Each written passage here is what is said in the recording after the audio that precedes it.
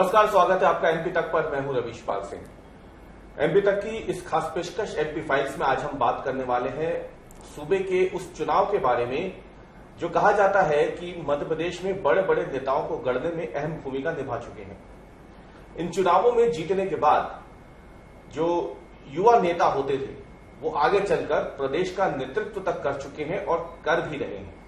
लेकिन जिस चुनाव के जरिए राजनीति में उन्होंने कदम रखा था वही चुनाव लंबे समय से मध्य प्रदेश में रुके हुए हैं। हम बात कर रहे हैं छात्र संघ चुनावों के बारे में जो मध्य प्रदेश के विश्वविद्यालयों और कॉलेजों में होते थे, लेकिन लंबे समय से इन पर रोक लगी हुई है। एनएसयूआई मांग कर रही है कि ये चुनाव प्रत्यक्ष प्रणाली से होने चाहिए। कुछ लोग हाईकोर्ट भी गए हैं, वहां पर भी याचिका लगी है। हाईकोर्ट ने भी सरकार से पूछा है कि भाई दिक्कत क्या है, क्यों चुनाव नहीं हो रहे हैं। खैर, उस पर जब कभी भी पक्ष रखा जाएगा सरकार की तरफ से वो तब की बात होगी। लेकिन अभी चर्चा आज हमारी है कि मध्य प्रदेश में छात्र संघ चुनाव क्यों नहीं हो रहे हैं। क्या डर है कि छात्र संघ चुनाव होंगे तो इससे क्या होगा? क्या नए ऐसे नेता पैदा हो जाएंगे, सामने आ जाएंगे जो कहीं ना कहीं बड़े नेताओं के सामने खतरा भी बन सकते हैं? कई राज्यों में इसे देखने को भी मिला है। सबसे पहले हम आपको बता दें कि छात्र संघ चुनाव की जब हम बात कर रहे हैं तो ये जानना बेहद ज्यादा जरूरी है कि मध्य प्रदेश के जो वर्तमान मुख्यमंत्री हैं डॉक्टर मोहन यादव, वो भी उज्जैन में कॉलेज के टाइम पे छात्र संघ नेता रह चुके हैं। चुनाव जीत करके अध्यक्ष बने थे। आज वो मध्य प्रदेश के मुख्यमंत्री हैं, तो जाहिर सी बात है उनसे उम्मीद भी बढ़ रही है। एनएसयूआई यही मांग कर रही है और एनएसयूआई के प्रदेश अध्यक्ष जो है इस वक्त हमारे साथ मौजूद है आशुतोष चौक से।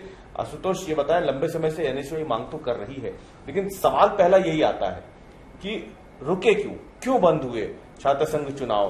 क्योंकि पहले प्रत्यक्ष प्रणाली से होते थे, फिर बीच में अप्रत्यक्ष प्रणाली से हुए, वो भी बंद हो गए। फिर बीच में फिर एक बार अप्रत्यक्ष प्रणाली से हुए, फिर उस पर रोक लग गई। तो ये गाड़ी रुक के क्यों चल रही है चुनावों की? देखिए, ऐसा है कि छात्र संघ चुनाव के प्रोडक्ट जो हैं वो आज प्रदेश में आपके सामने हैं। अभी आपने ही बताया कि सूबे के जो मुख्यमंत्री हैं डॉक्टर मोहन यादव, वो खुद छात्र संघ चुनाव से निकलकर आते हैं। पिछले 20 साल से जो है मध्य प्रदेश में भारतीय जनता पार्टी की सरकार है। इसके पहले जो है मुख्यमंत्री शिवराज सिंह चौहान जी थे, जो कि खुद स्टूडेंट पॉलिटिक्स का प्रोडक्ट हैं। कहीं ना कहीं उनके मन में ये डर और ये भाव था कि जिस प्रकार से मैं छात्र राजनीति से निकल के आया हूं, कोई और ऐसे छात्र नेता निकलकर मध्य प्रदेश में ना आ जाएं जो कि कल को हमारी सरकार को और हमारी सरकार की नीतियों को चैलेंज करें। कहीं ना कहीं मुझे तो एक डर और लगता है कि अपने जो बच्चों के भविष्य को लेकर भी हो सकता है कि इनके मन में डर हो कि एक आम परिवार के लड़के छात्र राजनीति से निकल के आए और जो है कल प्रदेश की कमान संभाले जैसे कि इन्होंने संभाली थी।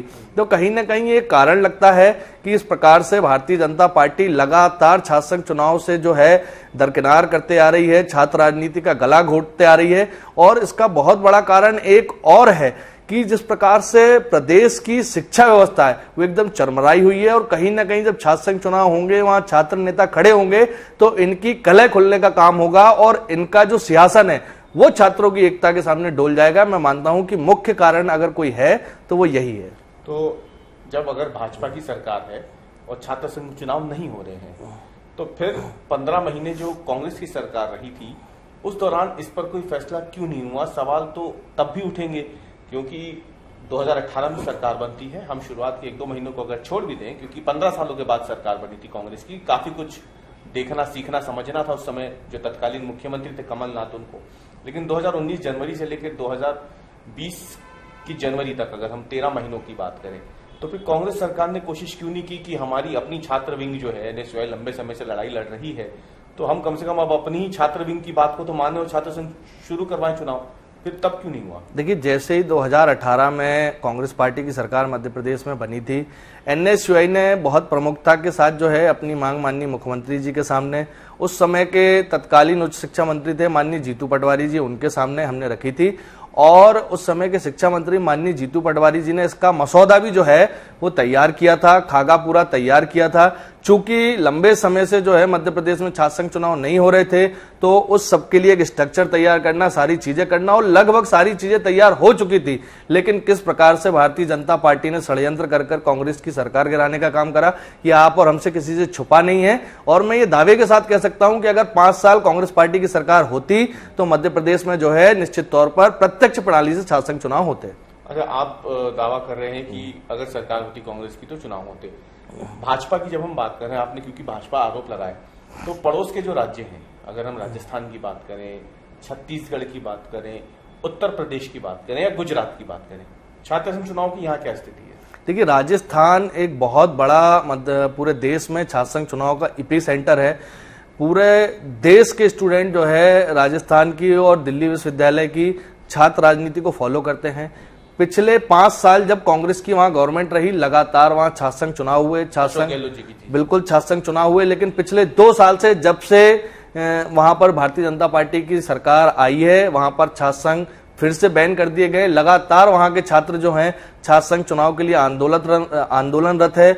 यूपी में भी जो है छात्र संघ चुनाव कराए जाते थे। वहां का इलाहाबाद विश्वविद्यालय का छात्र संघ चुनाव पूरे देश में जो है प्रसिद्ध था, लेकिन वहां पर भी जो है छात्र संघ चुनाव रोक दिए गए। पिछले कई वर्षों में दिल्ली यूनिवर्सिटी में भी छात्र संघ चुनाव रोक दिए गए थे, लेकिन पिछले 1-2 सालों से जो है वहां फिर से छात्र संघ चुनाव शुरू करे हैं और लास्ट ईयर वहां पर एनएसयूआई ने अपना प्रेसिडेंट कैंडिडेट जिताया भी था। तो कहा यह जाता है कि ये जो प्रत्यक्ष प्रणाली से चुनाव होते हैं, इसमें बड़ी हिंसा होती है।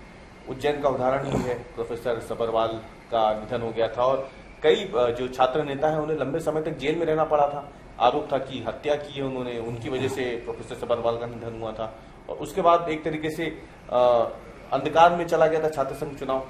देखिए, मैं आपको बताना चाहता हूं बहुत ही ईमानदारी और साफगोई के साथ कि हमारा लोकतांत्रिक देश है और लोकतांत्रिक देश होने के नाते हमारे यहाँ हर चीज के इलेक्शन होते हैं। पंच से पंचायत से लेकर जो है जनपद, जिला पंचायत, पार्षद, विधायक, सांसद, हर चीज के चुनाव होते हैं और सभी जगह जो है अलग अलग चीजें देखने मिलती है। कहीं हिंसा होती है, कहीं लड़ाई होती है, कहीं झगड़े होते हैं। तो क्या वो चुनाव बंद करा दिए हम लोगों ने? क्या सरकार वो चुनाव नहीं कराती है? ये तो हमारे छात्र संघ के चुनाव और छोटे हैं। ये तो सिर्फ चुनाव को टालने की एक बात है कि हिंसा होती है, झगड़ा होती है। सभी चुनाव में कहीं ना कहीं जब 2 प्रतिद्वंदी आमने सामने आते हैं तो कुछ ना कुछ छोटी मोटी घटनाएं होती हैं, लेकिन वो कंट्रोल करने लायक होती हैं और उनको कंट्रोल किया जा सकता है। लेकिन सरकारें सिर्फ पल्ला झाड़ना चाहती हैं, इसी वजह से जो है इस प्रकार के बहानों का वो इस्तेमाल करते हैं। आपसे आशुतोष सवाल मेरा आखिरी ये रहेगा कि आप आरोप तो बड़ा आसान है लगाना, चलिए आपने आरोप लगा दिए भाजपा पे, कांग्रेस सरकार होती तो हो जाते, चुनाव हो जाते, ये भी आपने कह दिया। लेकिन सवाल ये है कि आप चुनाव हो इसके लिए कानूनी रूप से क्या आप लोग कर रहे हैं ताकि एक दबाव बने और छात्र संघ चुनाव हो पाए? देखिए, छात्र संगठन होने के नाते हमारे पास 2-3 साधन होते हैं कि हम पहले जो है ईमानदारी से, अच्छे तरीके से, गांधीवादी तरीके से सरकार के पास हमारी बात पहुंचाएं। दूसरा तरीका होता है आंदोलन, धरना प्रदर्शन के माध्यम से अपनी बात पहुंचाएं और तीसरा तरीका होता है कि हम माननीय उच्च न्यायालय का दरवाजा खटखटाएं। ये तीनों प्रयास जो है पिछले 2 दशक से एनएसयूआई मध्य प्रदेश में कर रही है। प्रत्यक्ष प्रणाली से छात्र संघ चुनाव कराने के लिए अभी हमारे कुछ साथियों ने, वकील साथियों ने जो एनएसयूआई में काम करते हैं, उन्होंने रिट पिटीशन भी फाइल करी है। सरकार से उस पर जवाब भी जो है माननीय उच्च न्यायालय ने मांगा है और लगातार आंदोलन, धरने प्रदर्शन हम लोग करते हैं। कल ही जो है मध्य प्रदेश के विदिशा जिले में मेरे ऊपर लाठीचार्ज भी हुआ, वाटर कैनन भी चला, सिर्फ छात्र संघ बहाली कराने की मांग को लेकर हम वहां आंदोलन कर रहे थे। तो जो तरीके हमारे पास हैं जिनको हम अपना सकते हैं, हम लगातार उन तरीकों को अपनाने का काम कर रहे हैं, लेकिन सरकार जो है वो तस से मस नहीं हो रही है। चलिए, तो आशुतोष थे ये जो बता रहे हैं कि लंबे समय से एनएसयूआई इसकी मांग कर रही है। देखना अब ये है कि अब जब सूबे के मुखिया खुद कभी छात्र संघ चुनाव से जीत करके अध्यक्ष बने, वहां से राजनीति की शुरुआत हुई और अब वो मुख्यमंत्री हैं, तो जाहिर सी बात है उम्मीद उनसे कहीं ज्यादा बढ़ जाती है कि कम से कम उनके शासनकाल में छात्र संघ चुनाव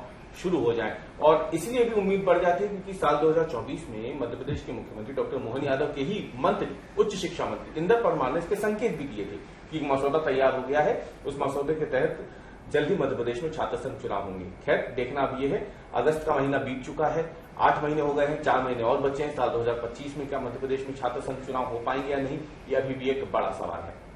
हमारे आज के विश्लेषण में इतना ही। कल हम फिर हाजिर होंगे एक नए मुद्दे और नए विश्लेषण के साथ। तब तक के लिए धन्यवाद।